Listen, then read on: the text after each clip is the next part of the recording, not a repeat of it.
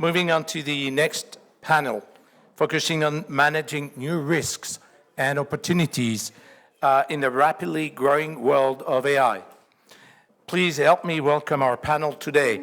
Moderator Pankaj Goyal, Director of Standards and Research at the FAIR Institute. Jérôme Billois, Partner Wavestone. Jérôme. Sabine Marcellin, Lawyer Digital Law at Oxygen Plus. And Jackie Lebo, Risk Advisory Manager. Hello, Jackie, welcome. Manager in Security Services, Safe Security.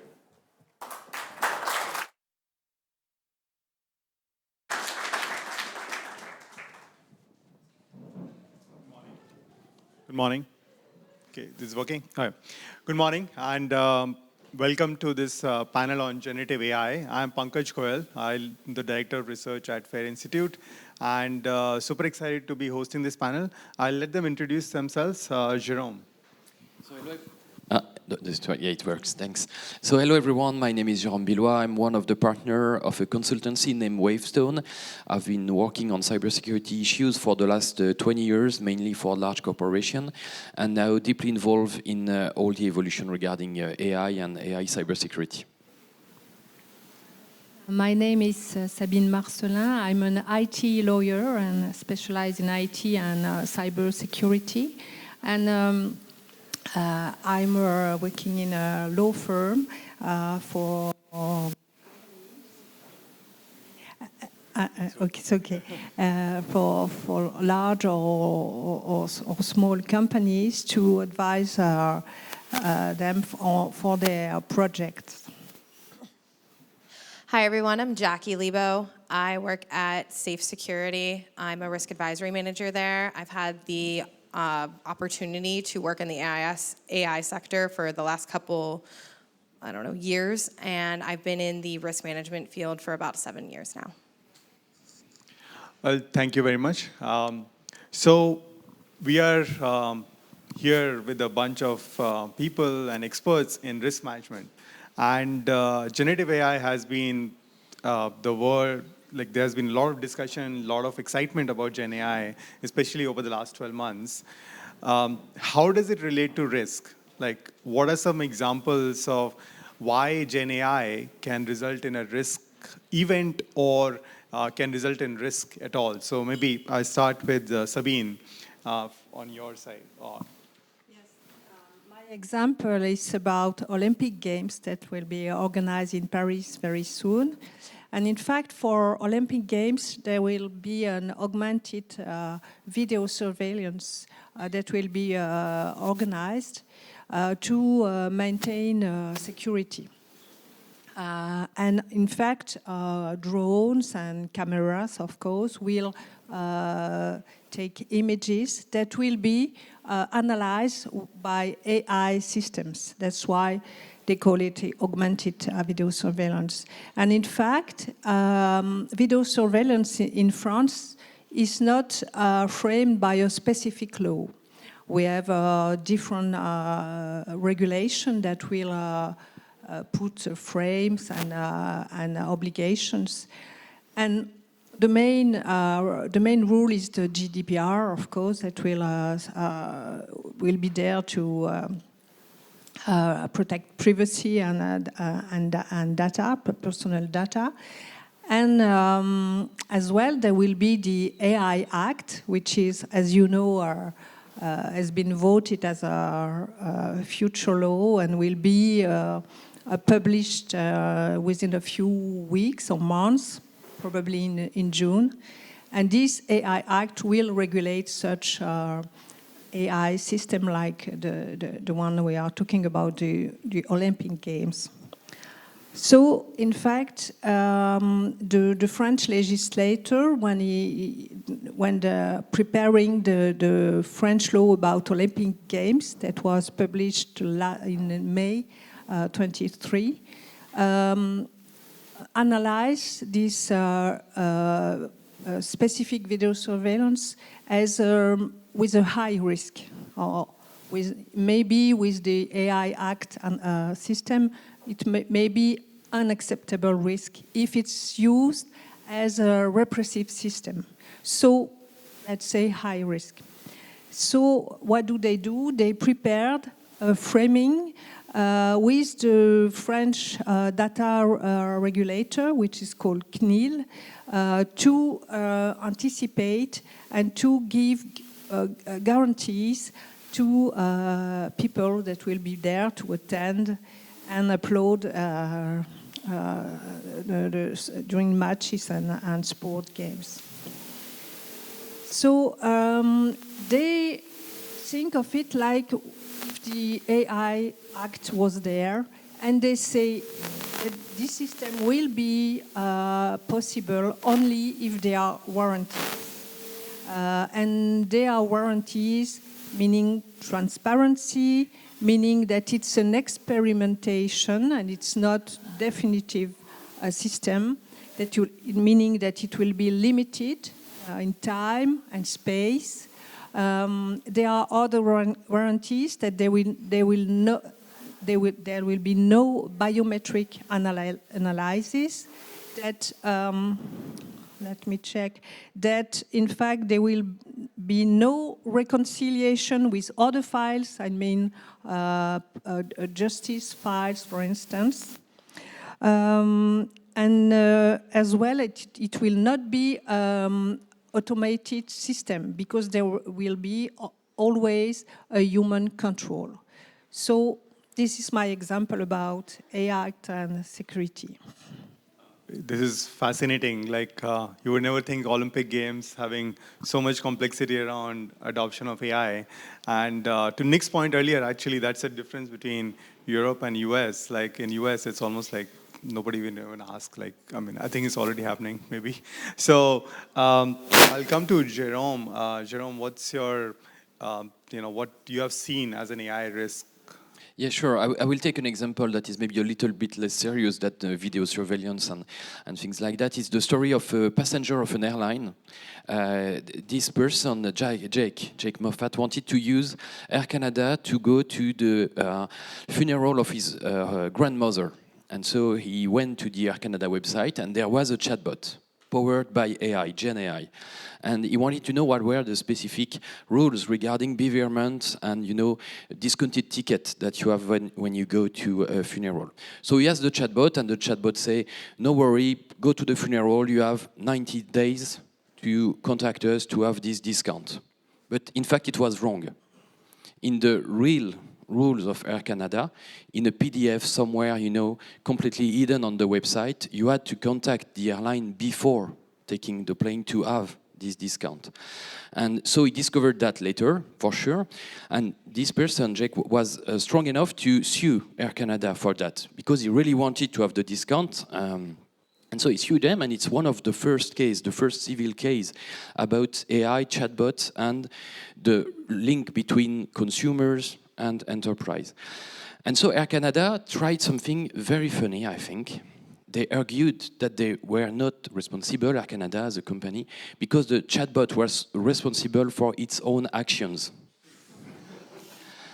So it's quite surprising, as you can see, and for sure they lost the civil case, and they had to pay for all the costs related to the trial and to give the discount to the person. But I think it's a very good example of a very frequent case that we are going to see, because chatbots, they are popping everywhere. And in the judgment, something very interesting that was said is that Air Canada forgot about putting this little sentence that I'm sure we will all see now. It's, please always refer to the official documentation. Do not believe in the chatbot. But if you cannot believe the chatbot, how useful is the chatbot, So at the end, I think we have a real serious risk here, is how do we trust AI? How to build trustworthy AI? And how can we be sure of what the AI is saying? So if we have to check every time, it's of no use. So I think it's an interesting risk to discuss later on. And I know that it generated a lot of laugh when you said that AI chatbot is an entity of its own, which Air Canada does not own its own. It might actually become reality. Like if you see the discussion around generative AI and AGI in the future, robots AI agents, they are becoming entities and virtual entities. We are moving in a direction where their output might not be even explainable by humans. So I think that's an entirely new area of risk that we are entering. I do agree with you. Maybe at some point we will have AI that will be able to act on itself.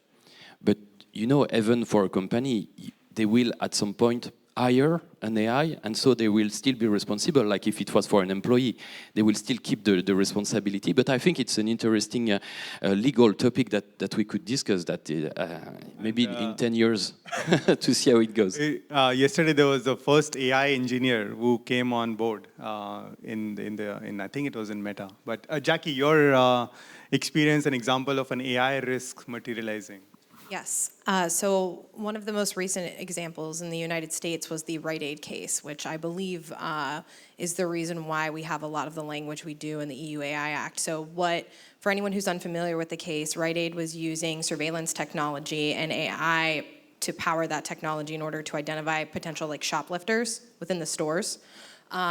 What was happening was it was misidentifying individuals of color and women. And so employees were not well trained on it. So if it identified someone, they were taking the employee, they were calling the police, they were removing the person from the store. And the FTC came out and told them that they are no longer allowed to use that type of surveillance technology, at least for 5 years. They were fined, and they were having to deal with this entire issue around this technology. And the risk that I'm kind of seeing pop up here, again, is the integrity issue that we've heard for the last two, and being able to understand when you deploy AI is like electricity. It can be used for hundreds of things. It's really about how you deploy it and ensuring that there's a man in the middle so that you can prevent things like that from happening, because you're going to have those response costs associated with deploying any type of AI technology. And then you also need to ensure that if you do deploy AI technology, that you're training employees as well. Because if you have, you pay someone $10 an hour and then you just give them an AI technology and just say, hey, this is to detect shoplifters, they're not, I'd say the level of motivation to actually learn anything more about it if you're not properly trained is pretty low. So. And one interesting common theme across all the three examples is that AI risk is new. It is not the same as cyber risk, right?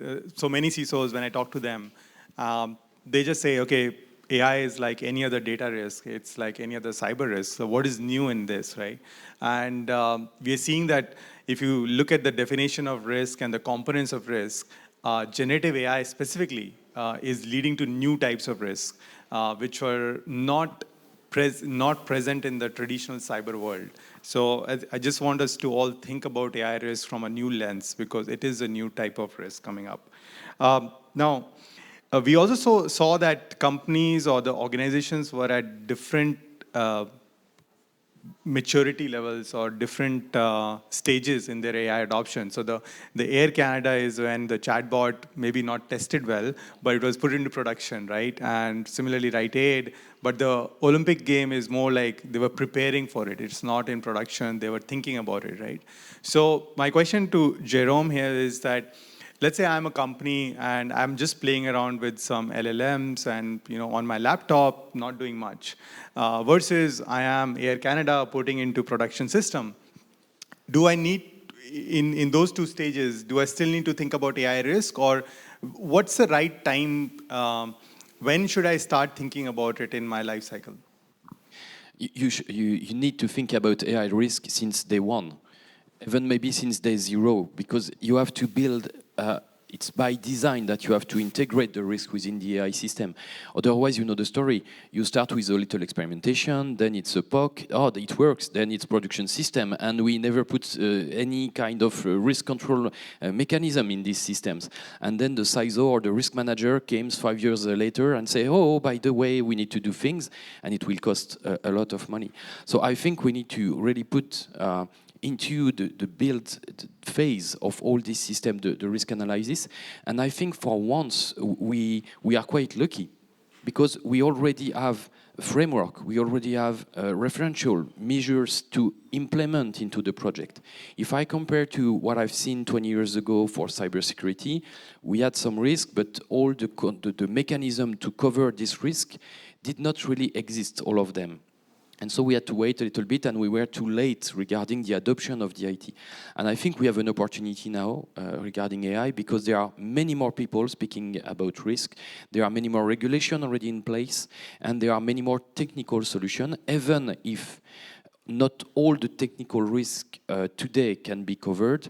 At least we can identify them and identify the first set of measures that we could build, both technically into the system, for sure, but also at a governance level, which is quite a hot topic regarding AI risk. I'm sure we can discuss that later on, but it's doable today.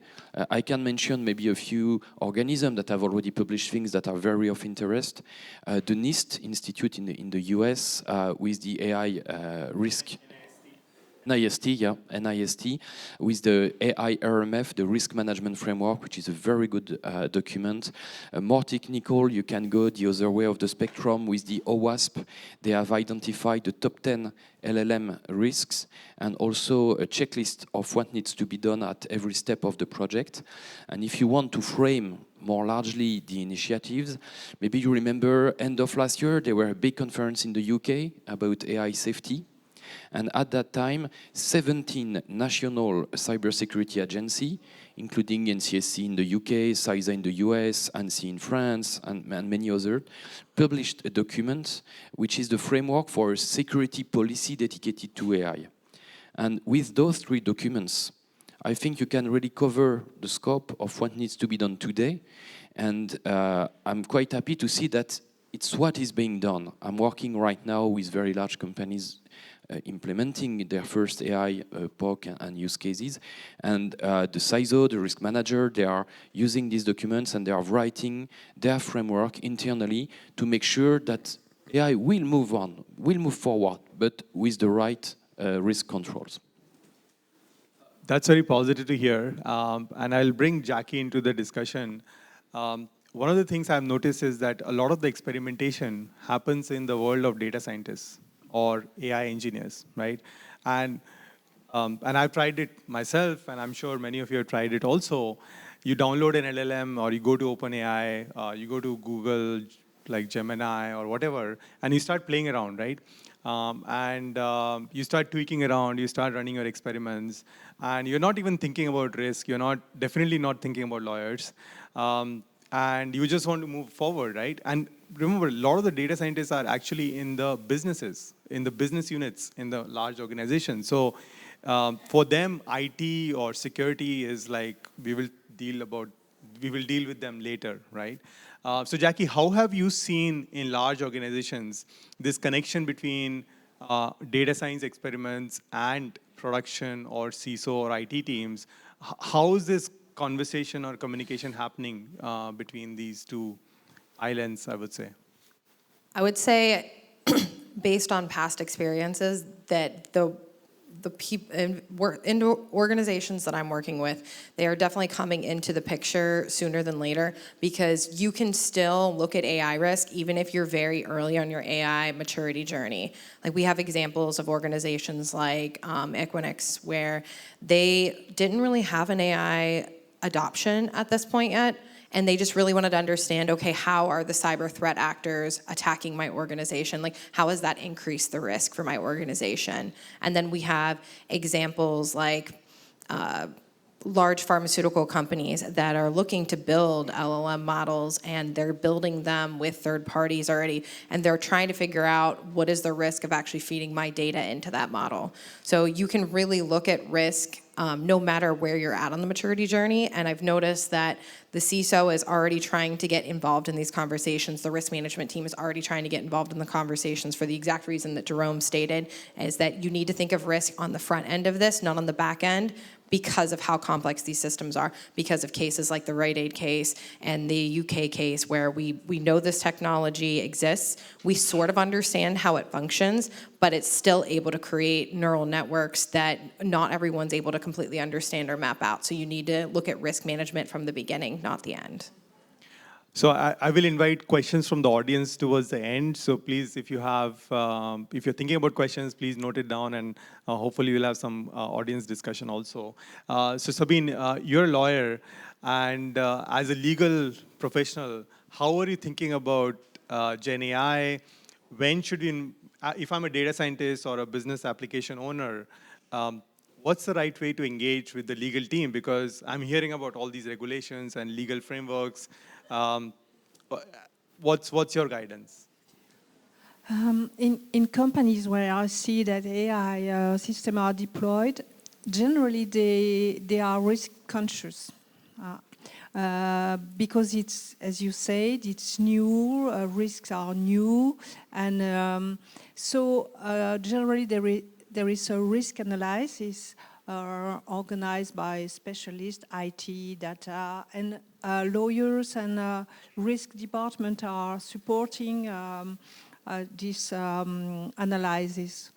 And in fact, there are some measures they are used to or organized to frame the AI system use, like limiting to our internal staff or some countries, or having a strictly internal system, or they are generally more technical measures. There are not yet a lot of internal mechanism like internal directive or charts, etc. It's new, and generally the risks that are identified for generative AI are data leakage or confidentiality breach, because people are using it like a game, like you say. It's funny, it's astonishing results, and they don't realize that they give information about their own project, about their own company when preparing their prompts.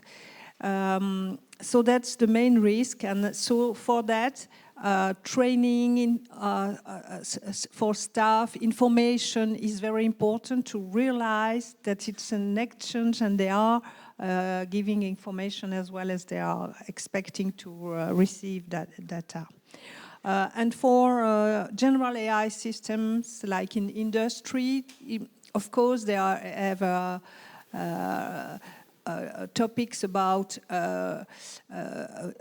intellectual property leakage, and as well as they are concerned by safety questions. Is it possible to use this item in their global device without physical risk, without technical risk? So that for that it's really the beginning for a lot of industries. Yeah, I think this physical risk or the risk to human lives is way bigger than the traditional cyber world. Like we have seen, of course, due to ransomware attacks, unfortunate incidents happening in hospitals, but those are like one-off incidents. But in the AI world, that can become very, very serious, like very, very quickly, right? So I think that is very important. Now, we are at FAIR conference, and would love to understand how do we evaluate, how do we quantify the risk that we talked about, the GenAI risk. We just launched our GenAI research working group in January, and we have made some good progress in understanding how to scope this risk, how to quantify GenAI risk for these conversations. So I would love to invite Jackie to discuss the FAIR AIR approach, and then Jérôme, you mentioned that a lot of your clients are already evaluating GenAI risk. So after Jackie, would love to understand some examples. So Jackie. Yeah, and I'll kind of jump off one of the points that you just made. I've been working with a client, Meta, and one of the things that we were looking at was we're looking at an AI image generating application that they have, that they're deploying out there, and understanding risks associated with that. And one of the key risk drivers we found was the actual safety rate for the AI application. So like if you give it a negative prompt or something that they don't want it to generate an image like political images or images of like real people, how often would it deviate from expectations? And what they had originally indicated was the safety rate should be 96%. We had traffic estimates that we were able to use for that application, and what we found was that that wasn't good enough. The risk associated with even having a 96% safety rate was going to cost like almost billions of dollars versus if they brought that safety rate down 2%. And that is just one of many examples of how risk quantification can help you understand AI risk. Because, you know, when you're looking at a safety rate of 96%, I'm sure who in this room would think that that's okay? Like, would be like, you know what, that seems acceptable, actually. That's an A in school, right? And not understanding exactly with having as many people go into that application and how often that happens, that's basically a risk that's going to happen for you daily, 4% of the traffic estimates, and what that ends up looking like on the back end. So that's one example of how we use the fair air approach, and with that, we kind of contextualize the scope with the AI application. We scoped out that scenario I just described around what it would look like if they had adversarial queries and how much money that's going to cost the organization. We were able to identify that the key risk driver for that scenario was the safety rate, and determine that if they even reduced it 2%, they would save like hundreds of millions of dollars for their organization and bring it down to a more tolerable rate for them. So that's one example of how you can kind of quantify AI risk. Speaking of large organization, for sure we need to do that. What I see right now, the main issue is how to scale. Because what I can witness for large corporation, they have identified, since middle of last year, you know, all the executive committee said, okay, we have seen GenAI, we have AI, I want to have every single business find new ways of developing the business, making profit, and creating new things with GenAI. So the result is, now on the table, there is like 150 use cases to evaluate quickly, because there is a strong business pressure to move forward on that. So the main issue right now is how do we scale the evaluation, and how do we organize this evaluation? Because we discussed it a bit earlier on. There are different angles of the AI risk. There is the legal one, there is the ethics, all things related to the bias that you mentioned at the beginning. There is the cyber risk, the resilience, the safety. And when we look at the number of business functions we need to have around the table to reach a decision about a use case, it ranges from 5 to 9, depending on the client I work with. So first, we need to organize a proper governance to have all these people being able to say quickly go or no go, based on some criteria. And that's the second part. We need a tooling to be able quickly to have, like, you know, the 20 most important question for every use case to say, okay, are you dealing with private data? So if it's a yes, we need to have the DPO in the room. Is there any interaction with physical world? So yes, we need to have the safety person in the room, and so on and so forth. And that's really what is needed today to be able to properly evaluate and at least to triage the different AI use cases depending on their risk. And then for the 5% of the most important risk, yes, we do the proper risk quantification, the proper risk analysis, and so on and so forth. And for the system with, I would say, a lower score, like with criteria you mentioned, being used only internally, with no private data, and so on and so forth. Maybe we can just have a framework, a set of rules that everyone will have to follow, but that risk will be low, and so it will work. So I think it's really the key action right now for risk professional is to bring that efficiency in evaluating the risk for AI use case. And what you also mentioned was the type of stakeholders are new and different compared to other types of risk discussions, right? So you're talking about like the safety professional, the person who is, of course, dealing with data, the person who might be at the shopkeeper or the shop owner in this case, right? So there are new stakeholders involved because of the new use cases. And I would love to invite Sabine here. You talked about EU AI Act, the regulation, and the last panel discussion was all about regulation, right? How has been the reception of EU AI Act in Europe and across the world? Like, how are companies thinking about the EU AI Act, the impact, positive, negative, and so on? I think it's a bit early to analyze the impact that will be. That will represent a strong evolution, because that will be the first law in the world, and AI is analysis is through risk analysis. So that will be applicable for European company as well as other countries' company who wants to distribute and deploy their system within European Union. So the impact will be very important. This regulation is not simple, but we will use it. We will know it better, and I think that the impact will be important, but it's difficult now to measure it. Any questions from the audience here for this panel on GenAI risk? Yeah.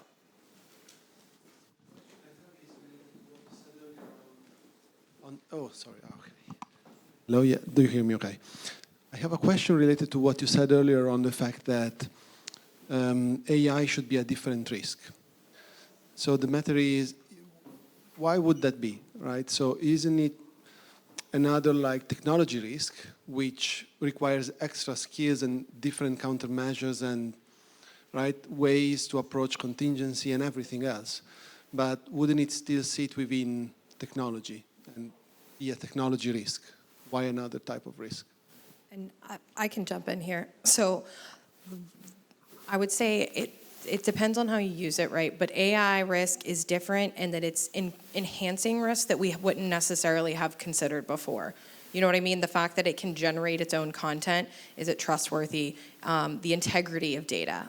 That's traditionally, based on my practice in risk analysis, those haven't been scenarios that have bubbled up to the top, if you will. But when you bring AI into the picture and you have these trustworthy principles that you're worried about, all of a sudden these integrity risks are the top risks for these AI solutions. So, and you're also going to have additional attack vectors associated with them, like data poisoning. Yeah, data poisoning, when you have a large database and you have one person using it, is like, you know, it's definitely something you want to consider. But when you have a generative AI solution and the data is poisoned, and then you have 3 million people using that solution that can then generate content, you're taking a problem that, again, maybe was a risk, but it was like very low, and making it an enhanced risk, something that you really need to consider and add additional controls that would not have made sense before. I would agree 100% with Jackie just said. There might be a new kind of risk when you starting new business, especially dedicated on AI. You know, like you've trained some models and you try to sell those models to customers or to clients, and these are maybe new business risks depending on the way you do it. But at the end, yes, the main problem are the main new features are at the technological level. And I'd like to add a word. Traceability, because in fact in a classical system you can, when you have to find the responsibility, you go and look what was wrong. And with AI, with this adaptation you were talking about, it will be very difficult to know to get this traceability. And that's the risks are maybe not new, but the way it will be dealt to it's new. It's difficult. It's not a problem. The chatbot is responsible for its own action, you know. We have another question. Last question, please. Yes, hi. Thank you very much, everyone. So, the question is about corporate social responsibility. So, we see large, big organizations having an objectives of reducing, the carbon emission overall, right? So we know how the amount of energy that we need, to power, to train, the model. So I think I was reading an OECD study that it took, a 600 return flight from Paris, San Francisco, to train, GTP3 model. So do we have, for me, it's a pure paradox that we have, but how the big organizations are dealing with such paradox? On one side, reducing the carbon emission, and on the other side, supporting the businesses. On a technological angle, you're sitting here maybe the worst case, creating a new LLM, a new foundation model, a big one, because there are many other use of AI, and at some point using some very specific model in very specific application should lead even to the reduction of power required for the similar use with a standard application. So I think we need really to evaluate within the risk of AI, these specific ecological risk as another angle, and to decide also, and it's something we are doing right now for cybersecurity. There is the classical CIA, the confidentiality, integrity, availability, and we are thinking about making the risk analysis methodology to evolve and to add a S for sustainability when we choose specific security measures. I think it should be the same approach with AI. Sometimes it could be worse, sometimes it could be better, so it needs to be evaluated on a case-by-case basis. Thank you very much. Thank you for attending. And Thank you.